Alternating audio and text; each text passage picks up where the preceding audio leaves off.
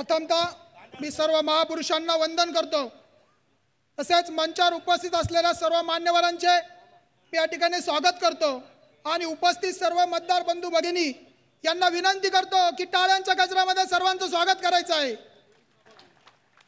प्रथमतः मी या ठिकाणी सुरुवात करताना म्हणेल, आता वारा फिरला आहे, आता आमचं ठरलं आहे,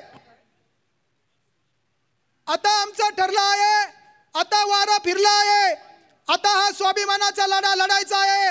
आता महाविकास आघाडीचं जनतेच्या हक्काचं सर्वसामान्य जनतेचं सरकार आता निवडून द्यायचं आहे, सर्वसामान्य जनतेचं सरकार आता निवडून द्यायचं आहे। मी या ठिकाणी श्री साईबाबा संस्थांचा अनेक वर्षांपासून प्रलंबित असलेल्या प्रश्नाविषयी बोलतो। खरं तर या ठिकाणी साईबाबांच्या नावाने, साईबाबांच्या पदस्पर्शाने पावन झालेल्या या भूमीत साईबाबांच्या नावाने सुपर स्पेशालिस्ट हॉस्पिटल या ठिकाणी आहे। अनेक गरजू रुग्णांना या ठिकाणी मोफत तसेच कमी पैशामध्ये सुविधा दिली जाते, पण विरोधकांनी या ठिकाणी गुणवत्ताधारक डॉक्टरांना जाणून बुजून त्रास द्यायचा आणि त्यांना हाकलून लावायचं। कारण विरोधकांचं या ठिकाणी एक हॉस्पिटलचं दुकान आहे, ते बंद पडेल याची भीती वाटती आणि म्हणून त्यांनी साईबाबा संस्थांच्या माध्यमातून या ठिकाणी जे हॉस्पिटल आहे त्यातील डॉक्टरांना त्रास द्यायचा। गरीब गरजू रुग्णाला जर या ठिकाणी व्हेंटिलेटर किंवा बेड आवश्यक असेल तर त्यांचा फोन गेल्याशिवाय त्या ठिकाणी बेड भेटत नाही, व्हेंटिलेटर भेटत नाही। ही मतदारसंघाची परिस्थिती आहे। त्याचबरोबर शिर्डी साईबाबा संस्थांच्या माध्यमातून अनेक कर्मचारी त्या ठिकाणी सेवेत आहेत। बाबांच्या कृपेने अनेकांना रोजगार मिळालेला आहे, पण कमी पगारामध्ये काम करण्याची या ठिकाणी त्या कर्मचाऱ्यांना कमी पगारात काम करावं लागतं। इनसोर्स आउटसोर्सचा प्रश्न अनेक वर्षापासून प्रलंबित आहे। इनसोर्स मध्ये जे लोक जवळचे आहेत तेच इनसोर्स मध्ये आहेत आणि जे विरोधक आहेत ते आउटसोर्स मध्ये आहे, अशी परिस्थिती आहे। खरं तर महागाई गगनाला भिडली आहे। एकीकडे महागाई कुठे नेऊन ठेवली आणि दुसरीकडे तुटपुंज पगारावर त्या संस्थांच्या कर्मचाऱ्यांना कायमस्वरूपी कधी होईल याची वाट पाहता पाहता पाहता काही जण रिटायर होतात, काही जण स्वर्गवासी होतात, पण त्यांचा या ठिकाणी कायमस्वरूपीचा प्रश्न मात्र निकाली निघत नाही। आज या ठिकाणी मतदारसंघामध्ये अशा प्रकारची परिस्थिती आहे। त्याच पद्धतीने हा नगर मनमाड हायवे राज्यातला 7व्या नंबरचा रोड आहे। या रोडसाठी 2014ला नगरला देशाचे पंतप्रधान आदरणीय नरेंद्र मोदी साहेबांनी सभा घेतली होती। त्या सभेमध्ये मी स्वतः होतो। साहेब त्या ठिकाणी म्हणाले की हा राज्य महामार्ग देशातला 7व्या नंबरचा असेल, पण मी निवडून आल्यानंतर मी हा देशातला पहिला किंवा दुसऱ्या नंबरचा हा राज्य महामार्ग करेल। साहेब, तुम्ही 2014ला आम्हाला आश्वासन दिलं, हा राज्य महामार्ग तुम्ही म्हटलं बरोबर आहे, तुम्ही 1 नंबरचा केला, पण तो कसा केला? तुम्ही अविकसित केला, विकसित नाही। हा रोड असंख्य खड्डे असलेला, असंख्यांचा बळी घेणारा रोड राज्यात 1 नंबरचा ठरलेला आहे।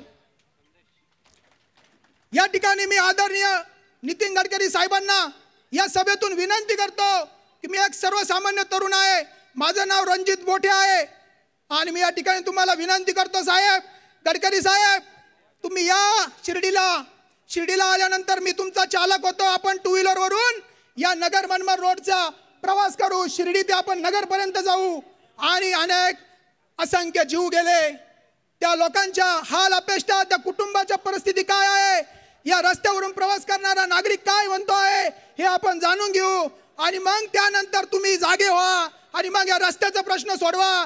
कारण हा लक्षात असू द्या, ह्याच रस्त्याने तुमचे मागच्या वेळेस 2 खासदार असलेले खासदार या रस्त्यानेच यावेळेस पाडलेले आहे आणि नवीन 2 खासदार आम्ही महाविकास आघाडीचे निवडून दिलेले आहे, तरी सुद्धा तुमच्या डोळे उघडले नाही। नितीन गडकरी साहेब, मी तुम्हाला या ठिकाणी सांगतो, विनंती करतो का नगर मनमाड हायवे रोड जर या ठिकाणी झाला तर या रस्त्याच्या कडेला असणारे गावं, शहर, तालुके या ठिकाणची असलेली बाजारपेठ निश्चित सुधरेल। म्हणून साहेब, या रस्त्याचा प्रश्न मार्गी लावा। त्यानंतर श्री साईबाबा संस्थांच्या माध्यमातून आंतरराष्ट्रीय स्टेडियम व्हावे हा प्रस्ताव मी MCAचे अध्यक्ष कर्जत जामखेडचे आमदार मान्य श्री रोहितदादा पवार साहेब यांच्याकडे मांडला। या ठिकाणी जर आंतरराष्ट्रीय स्टेडियम श्री साईबाबांच्या नावाने जर झालं तर या ठिकाणी जो हॉटेल व्यावसायिक धोक्यात आलेला आहे, कर्जबाजारी आहे, तो हॉटेल व्यावसायिक त्याला चांगले दिवस येतील. आज शिर्डीमध्ये जर गेला तर कित्येक हॉटेल विकायला आहे, कित्येक हॉटेलाचे मालक या ठिकाणी बाजारी असल्यामुळे अस्वस्थ आहे आणि त्यांना दिलासा भेटेल.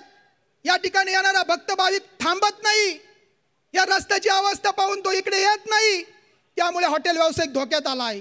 त्यामुळे नवीन मुलांना रोजगार मिळत नाहीये आणि जे हॉटेल आहेत त्या हॉटेलचा ऑक्युपन्सी 0 झालेली आहे. म्हणून साहेब, मी या ठिकाणी एवढं सांगेल की आदरणीय देशाचे नेते शरदचंद्रजी पवार साहेबांना मी या भाषणाच्या माध्यमातून एवढं सांगेल की साहेबांच्या कृपेने साहेबांच्या मार्गदर्शनाखाली या ठिकाणी आंतरराष्ट्रीय स्टेडियम झाला पाहिजे. तसेच या ठिकाणी MIDCचा प्रश्न आहे, तो MIDCच्या प्रश्नाविषयी सुद्धा मी स्वतः आवाज उठवला होता आणि संसद रत्न सुप्रियाताई सुळे मॅडम यांच्याकडे हा प्रस्ताव दिला होता. पण विरोधकांनी आता गेल्या एक महिन्यापूर्वी उद्घाटनापूर्वीच 2 कंपन्या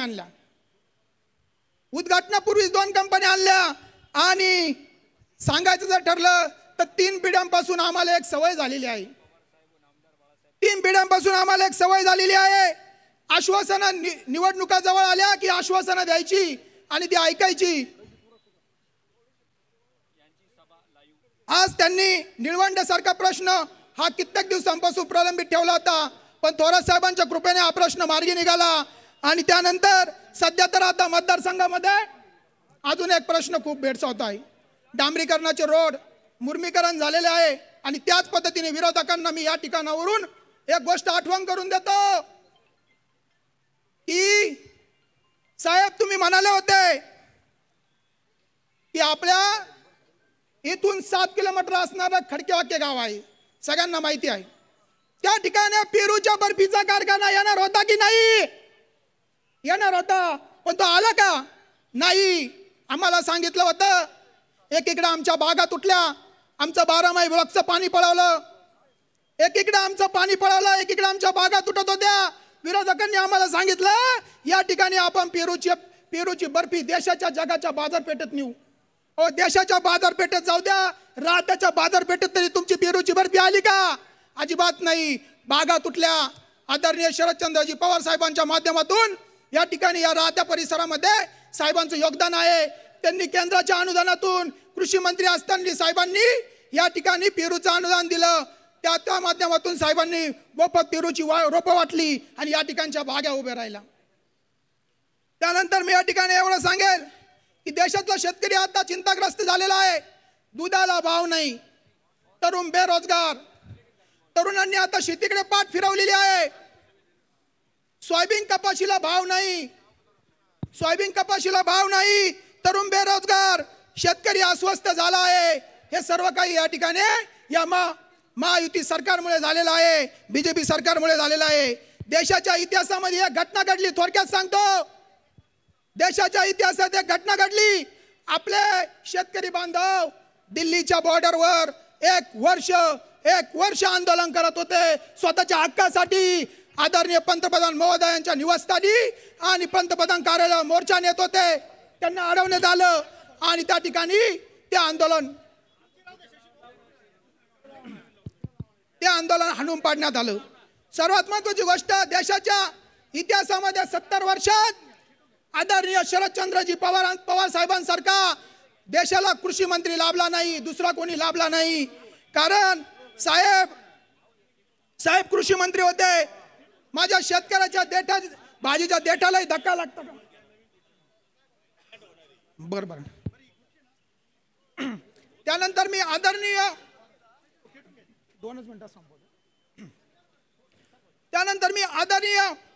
फडणवीस साहेब, मी तुम्हाला एक प्रश्न विचारतो. या तरुणाचे काही प्रश्न आहेत. साहेब, लोकसभेमध्ये महाराष्ट्रामध्ये सीटा कमी आली म्हणून तुम्ही रडलात. साहेब, तुम्हाला अल्पवयीन लहान मुलांवर अत्याचार झाला त्याच्यामुळे तुमच्या डोळ्यात अश्रू आले नाही. शेतकरी आत्महत्या करतो त्याच्यावर तुमच्या डोळ्यात अश्रू आले नाही. साहेब, लोकसभेमध्ये सीटा कमी आली म्हणून तुम्ही रडलात. फडणवीस साहेब, असं कोणता साबण आहे तुमच्याकडे हॅलो की भ्रष्टाचारात गुरफटलेला माणूस काळा माणूस पांढरा होतो? फडणवीस साहेब याचं उत्तर द्या. बीजेपीचं सरकार आल्यावर, महायुतीचं सरकार आल्यावर मी सोयाबीनला 6,000 रुपये हमी भाव देईल, मी कपाशीला 8,000 रुपये क्विंटल भाव देईल असे म्हणणारे फडणवीस साहेब सत्तेच्या बाहेर असताना तुम्ही सत्तेमध्ये आल्यानंतर तुम्ही काय केलं? तुम्ही विसरले साहेब. तुमच्या मनी तर शेतकऱ्यांविषयी भाव नव्हता, म्हणून मी या ठिकाणी म्हणेल साहेब, मनी नाही भाव, देवा मला पाव अशी अवस्था साहेब तुमची झालेली आहे. आणि कुठलाही शब्द तुम्ही महाराष्ट्रात या ठिकाणी पाळला नाही. महाराष्ट्रातली उद्योगधंदे गुजरातकडे गेली तरी सुद्धा तुम्ही या ठिकाणी काही बोलले नाही, गप्प बसलेत. आणि या ठिकाणी मी जाता जाता एवढंच म्हणेल, आदरणीय पवार साहेबांचा आदेश आला, आदरणीय पवार साहेबांचा आदेश आला, निश्चय झाला, सुरुवात आता झाली रे, सुरुवात आता झाली रे. विरोधकांना त्यांची जागा दाखवण्याची वेळ आता आली रे, विरोधकांना त्यांची जागा दाखवण्याची वेळ आता आली रे. धन्यवाद रणजित भाऊ. हाताच्या पंजाने मशाल आता घट्ट धरली आहे, विकासाची मशाल आता पेटली आहे. आता एक हाताने एक विचाराने सर्वांनी महाविकास आघाडीची विजयाची तुतारी फुंकायची आहे. येणाऱ्या 20 तारखेला महाविकास आघाडीच्या महाराष्ट्रात असणारे सर्वच उमेदवारांना 200 पार करा आणि निवडून मोठ्या मताधिक्याने निवडून आणा. एवढंच मी या ठिकाणी या सभेच्या संदर्भात बोलतो. जय हिंद, जय महाराष्ट्र.